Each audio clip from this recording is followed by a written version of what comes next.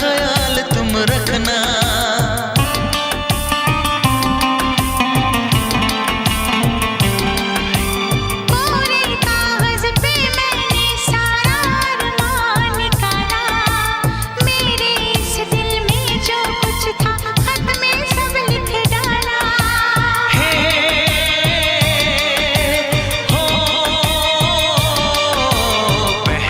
पहली बार शरारत की है,